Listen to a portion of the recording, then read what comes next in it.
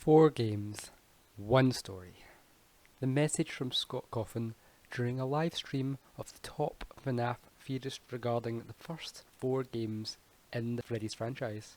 This fact, coupled with the teasers calling FNAF 4 the final chapter, implies Scott intended the whole story to be wrapped up in some form in these 4 installments, and so ignoring everything that comes after and using just these 4 games, let's see if a fully rounded solution to the lore can be reached. FNAF 4 launched in July of 2015, following quickly behind the rapid releases of the previous 3 installments, which would seem to indicate that there was indeed some form of cohesion between these installments, which would lead to them being so close together.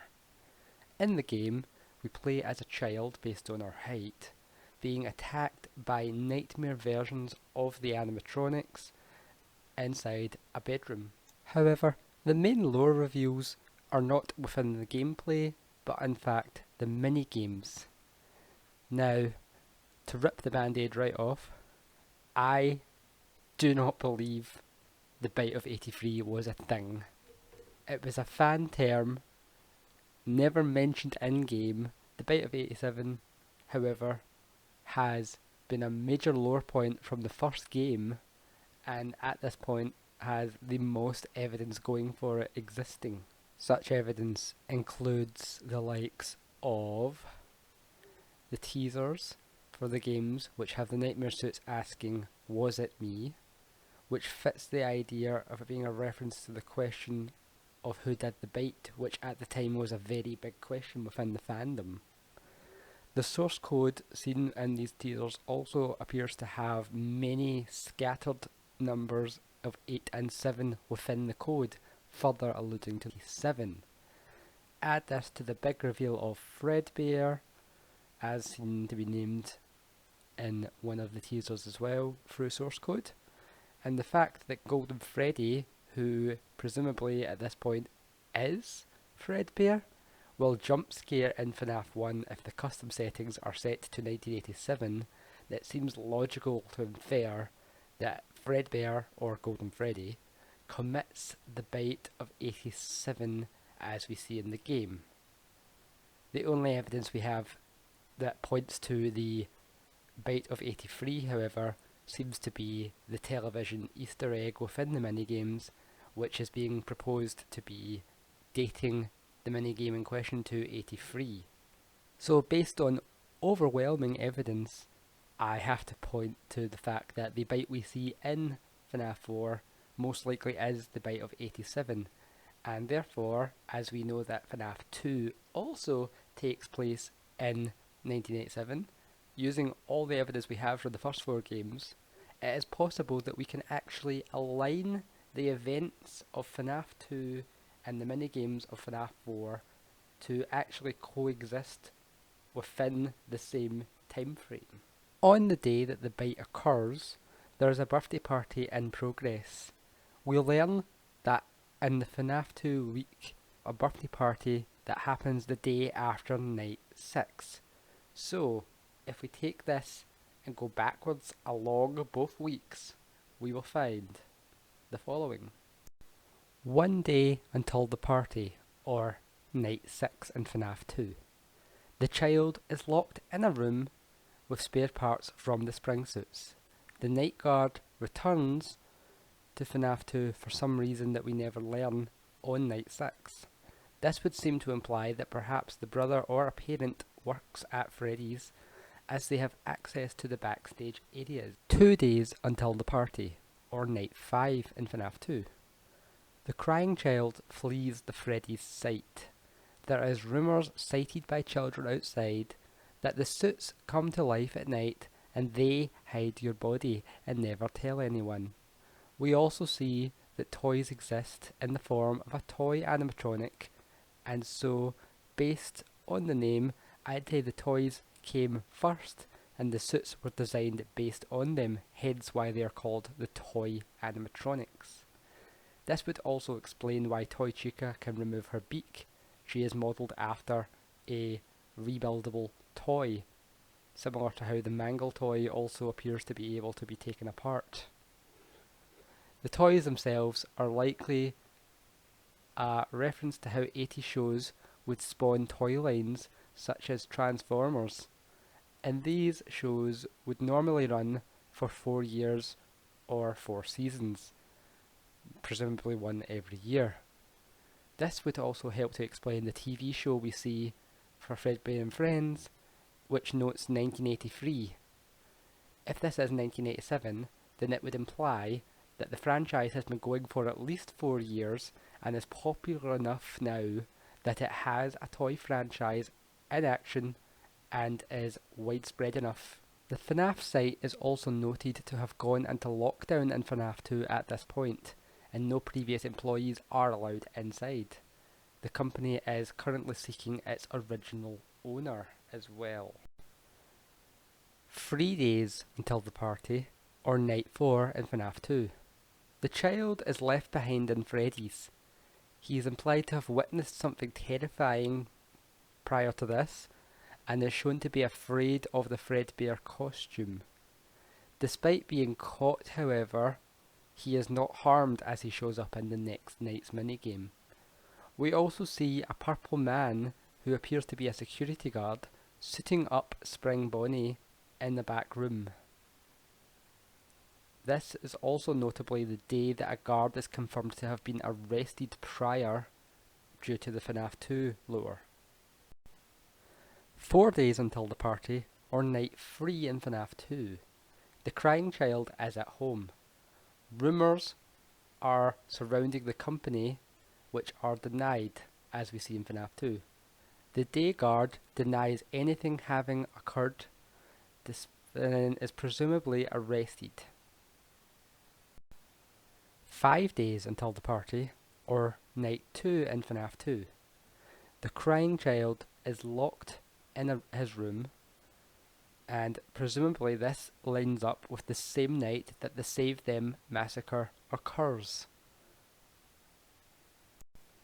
Now we know that the FNAF 4 site is not Fredbear's, as it is noted to have been closed for years in FNAF 2. It does, however, seem to be a sister location to the FNAF 2 site, and as previously noted with the toys and the TV series, if this is an extended franchise, there will be multiple sites in play. It is possible that this is even in fact the original FNAF site, as the spring suits were used to replace the withered suits, and so are the main attraction at this site, while the new toy suits are being used in the new location. The FNAF 4 site being the original Freddy site may also explain why the child fears the animatronics so much, as we know, based on this timeline so far, that he did not witness the Save Them murders in FNAF 2, but may have in fact been present for the original murders of 5 children that happened prior, as we have established in lore so far. This would explain the trauma that he seems to fear, specifically pointing towards the Springlock suits. Another interesting point of note is the rumours that are circulating during the minigames. The child notes the suits come to life and says if you die, they hide your body and don't tell anyone. Who are they? The suits? They can't tell anyone anything, and it seems weird that they would be referring to the suits in this manner, which seems more likely that if this child is repeating an adult's rumour from before, then they that are being referred to are in fact the staff or the company rather than the suits, and it has been widely believed that they have covered up the murders. The original bodies have never been confirmed to have been found in the franchise, yet it seems odd that given that the original suits were being retrofitted and excavated, that it seems very, very odd that those bodies would not have been discovered by the company. The bite of 87 seems to fit our timeline also, as we see the old suits banned from daywalking due to sanitation from the corpses within them, and so the spring suits were returned to use alongside the new toy suits and given free roaming capabilities. However, they are retired after the bite, and the day roaming is once again forbidden by the time we reach FNAF 1. This would be the incident at a sister location that we hear mentioned in FNAF 3's tapes. It was the straw that broke the camel's back. After 2 massacres within a few years, further death, just days after this second massacre, would force the retirement of the spring suits that in the past were still allowed use despite causing death and injury. The company's carelessness finally caught up with them and they couldn't cover their tracks anymore. This would also explain Golden Freddy's slumped posture and the fact that the bare endo exists. He could merely be locked into suit mode, leaving him limp, or as the spite cause, he may have had his endo removed completely. This explains why Golden Freddy appears to maybe not even have an endoskeleton within him at all. The true extent of the bite is not fully explored. We can assume from FNAF 1 that the victim lives based on Phone Guy's implication by at least the time of FNAF 1. The kid is implied to still be alive. However, it is widely believed the child dies after the Night 6 minigame, as it is noted a faint flatline can be heard. Another secret audio clue that we can hear in the FNAF 1 Night 1 phone call is playing in the ambience of the nightmare gameplay within FNAF 4. This would imply to us that the gameplay is in fact a nightmare within the subconscious of presumably Mike, remembering his time at the FNAF 1 location, which would make sense given the pattern used to attack by the nightmares very, very clearly reflects that used in the FNAF 1 location. Further proof that the gameplay is indeed a dream is that the appearance of objects such as an IV drip, flowers and pills on the nightstand beside the bed imply that in some way this character's remembering a hospital stay or visit. It is also noted that Nightmare's scream appears to be based on a distorted ambulance siren, and the big black evil demonic bear form that it takes also appears to be a representation of the Reaper coming for the player in his dreams, and so it can be implied that Mike may in fact be the crying child's brother, and this is his nightmares haunting him over his actions relating to what happened to the crying child. It is also interesting to note that we see an odd living arrangement with the two brothers, as no parents are seen at any time within these minigames, and the older brother appears to be the one in charge of the younger, and even abuses this authority by abandoning him at Freddy's and locking him in the back rooms. It is possible, if the older brother is old enough that he is actually an employee of Freddy's, that would allow his access to certain areas. He, along with his 3 friends, may in fact be employees, and causing the bite may in fact be the cause of the suit stuffing attacks that we see the animatronics perform, as an act of revenge by the spirit of the crying child, if they did die, and if not, the stuffing could otherwise be a byproduct of the suit hostility following the FNAF 2 events. Of the characters we know who are targeted by haunted suits, we know of Mike, Phone Guy, who may or may not also be Jeremy, and at least one other that have been directly targeted without suit tampering, and so this would explain our 4 bullies and also their fates. It also is notable that the Halloween update is not considered canon at the time of its release. However, Nightmare Balloon Boy was. This would imply that Mike has encountered Balloon Boy before at some point while visiting Freddy's. During the minigames, we find the crying child is being spoken to by a mysterious entity in the form of a Fredbear plushie. It appears to be somewhat omnipresent and notably has pupils when in the house and not when it is outside. It does not appear in the Freddy's establishment, despite the fact that we can still hear it talking to the child. The comments it makes seem to point to the child indeed having witnessed something horrible. Despite fearing the suits, he still considers the plush figures of the characters his friends, which would imply that he perhaps knew the original victims, and therefore his fear is of the golden suits and not the originals. The plush also reminds the child to remember what they saw, and you know what will happen if he catches you. It is never explicitly stated what this means, but it could probably be inferred that the child did in fact witness the golden suit being used for the killings. Despite the Fred plush warning and helping the child, it also shows a somewhat taunting manner towards the child, as it notes almost playfully that the brother is hiding to scare him and that he hates him. This would again be counterbalanced by the almost motherly tone of referring to the brother's actions with familiarity. What did he do? Locked you in the room again? See? Again. So the child and the plush have a long-standing connection, it would seem.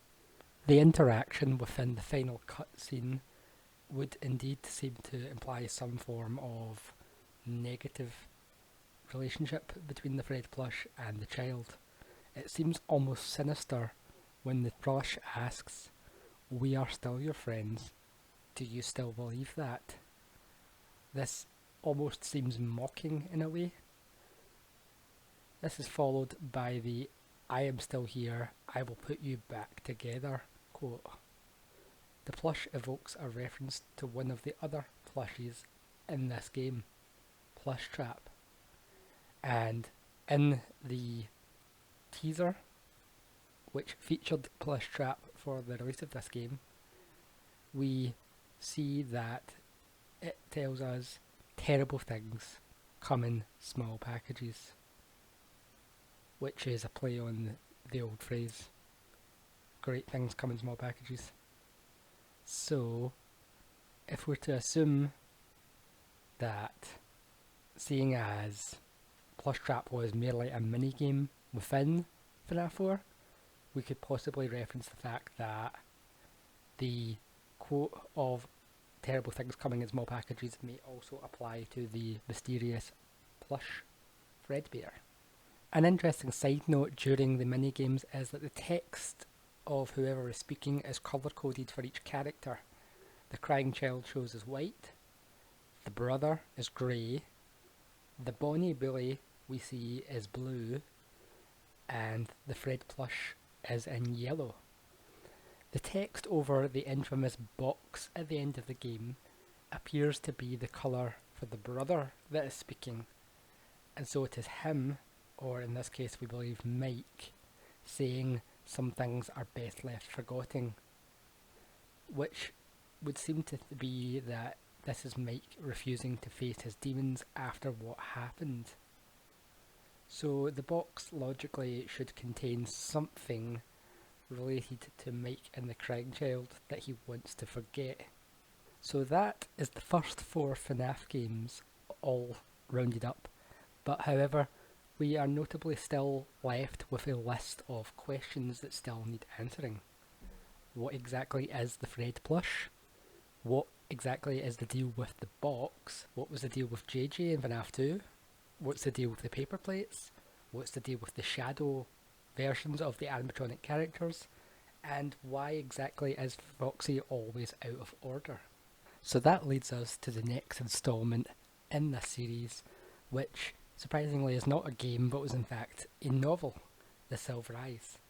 Now, the major debate on the Freddy's canon seems to be that the books and the games exist in separate timelines, if you will, but as far as I can tell, there's no reason why they can't coexist considering how closely linked they are.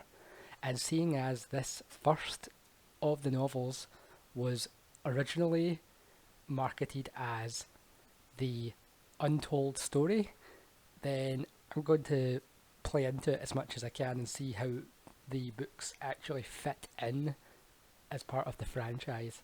So in the next video, I'm going to be analysing the first of many, many Freddy's novels that have been released, and I will see you then.